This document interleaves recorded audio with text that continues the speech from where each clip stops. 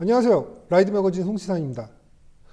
모터사이클을 오래 타면서 느끼는 것 중 하나는 이 대한민국에선 모터사이클은 대단히 홀대받고 있다는 사실입니다.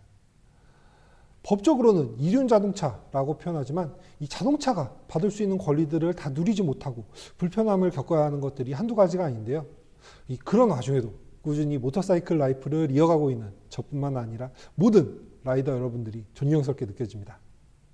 하지만 최근 분위기가 조금씩 달라지고 있는데요. 그동안 이 모터사이클에 관심 갖지 않던 분야들에서도 조금씩 이 시장에 관심을 갖고 이에 대응하는 여러 가지 방안들을 내놓고 있는데요. 이와 관련해서 최근 동향들을 몇 가지 소개해 볼까 합니다. 시간 순서대로 말씀드리자면 먼저 얼마 전 저희 라이드 매거진을 통해서도 소개해 드린 바 있는데요.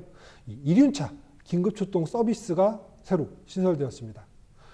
그동안 모터사이클은 의무보험에 가입하더라도 이 긴급 출동 서비스는 제공되지 않아서 이 장거리 여행을 즐기는 라이더들의 경우에는 공기주입기와 펑크 수리 키트 이런 것들을 챙겨 다니면서 만일에 일어날 수 있는 사태에 대비해야 하는데요. 이걸로 해결이 되지 않는 고장이라던가 이런 문제에 대해서는 수십만 원의 비용을 들여서 트럭을 수배해서 수리점으로 운송해야 하는 그런 불편함을 겪어야 했습니다. 하지만 최근 삼성화재를 시작으로 이 KB손해보험까지 총 2곳에서 모터사이클 긴급출동 서비스를 시작하면서 이 라이더분들의 불편이 크게 줄어들 것으로 기대됩니다.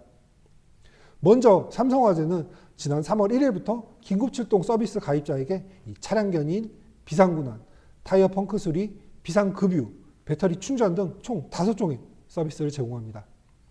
먼저 차량 견인의 경우 이 고장이나 사고 등의 사유로 차량 운행이 불가능한 상황인 경우 수리점으로 운반해 주는 서비스이고, 이 비상군환은 차량이 도로를 이탈하거나 혹은 장애물과의 충돌로 자력 운행이 불가능한 차량을 대상으로 제공됩니다. 서비스 제공 횟수는 기존 자동차 보험과 동일하게 1년에 총 6회, 그리고 1년 미만 단기 계약에는 3회 제공이 되고요.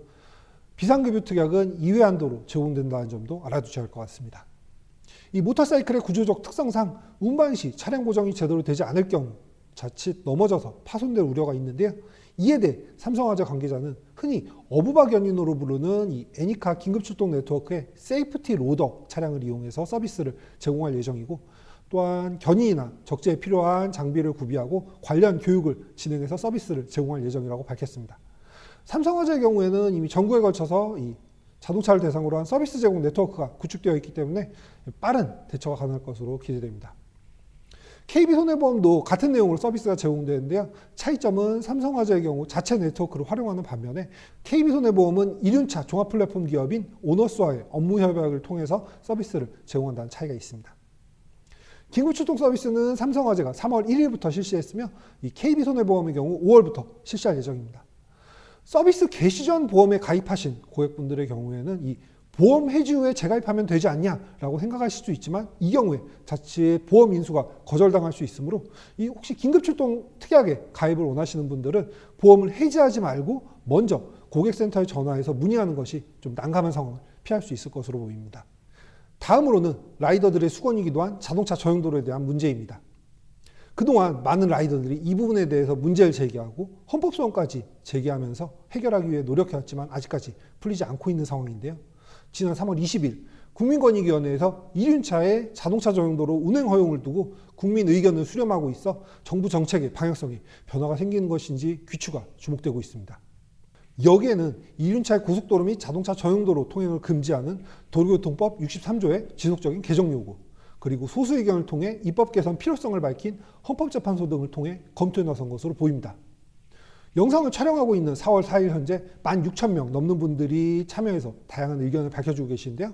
이러한 의견 모집을 통해 정책이 바뀔 수 있는 만큼 더 많은 라이더들의 참여가 필요하다고 생각합니다.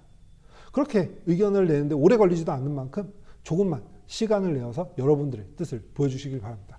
홈페이지 링크는 저희 영상 아래 설명란에 함께 적어놓도록 하겠습니다. 마지막으로는 4월 10일에 치러지는 22대 국회의원 선거와 관련한 내용입니다. 사실 이런 선거에서 모터사이클과 관련한 정책을 제시하는 곳, 그동안에는 한 곳도 없었는데요. 얼마 전에 이 모터사이클 관련한 간담회를 진행한 곳이 있어서 짧게 소개해드리고자 합니다. 새로운 미래는 지난 2일 당사에서 모터사이클 전문 매체 기자들을 대상으로 간담회를 진행해서 저도 이 자리에 참석했습니다.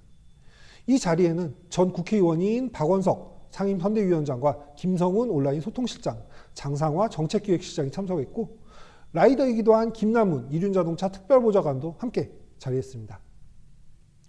원내정당에서 이륜자동차와 관련한 특별보좌관을 임명한 것은 이번이 최초인데요. 김남훈 특보는 프로레슬러도 활동했고 UFC, WWE 해설위원도 맡은 바 있습니다. 여기에 30년 이상 모터사이클을 타오면서 관련 도서 번역이나 칼럼 집필, 안전운전 계몽 활동 등 모터사이클과 관련된 다양한 활동을 펼쳐온 독특한 이력의 소유자입니다.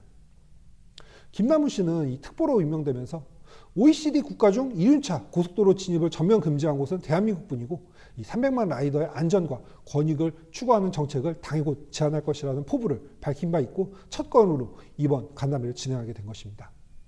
간담회 자리에서 새로운 미래 관계자들은 권리 사각지대에 놓여있는 곳을 찾아 정당한 권리를 누릴 수 있게 노력할 것이라면서 그 첫 번째로 하이웨이 로맨스 입법 로드맵이라는 제목의 자료를 통해 이륜차 고속도로 진입을 비롯한 모터사이클과 관련한 다양한 정책들을 발표했습니다.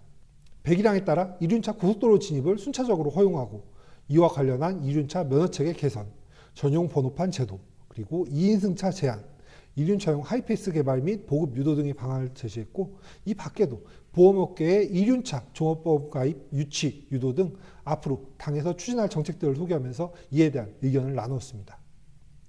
물론 선거가 임박해서 표를 모으기 위한 것이 아닌가 하는 생각도 들었지만 이에 대해 김남훈 특보는 당이 만들어진 지 얼마 되지 않아서 이제야 발표하게 됐다면서 앞으로 당이 존속하는 한 당의 정책으로 만들어서 적극 추진해 나갈 계획이라고 밝혔습니다. 이번 간담회를 시작으로 4월 6일에는 오전 8시부터 10시까지 양평 만남의 광장에서 오영환 선대위원장과 주찬미 비례의원 등 현역 국회의원들이 자신의 모터사이클을 타고 현장을 찾아서 이륜차 안전운전 및 권익 향상을 위한 캠페인을 실시하는 등 이륜차와 관련된 활동들을 지속적으로 펼쳐나갈 예정이라고 합니다. 그동안 정치권에서 모터사이클과 라이더는 철저하게 외면받아온 것이 사실인데요. 비록 선거가 얼마 남지 않은 상황이지만 이러한 분위기들이 앞으로도 점점 더 퍼져나가서 모터사이클과 라이더들의 처우와 관련해서 목소리를 내는 정당이 더욱 늘어나게 되길 바랍니다. 지금까지 라이TV 송지환이었습니다. 감사합니다.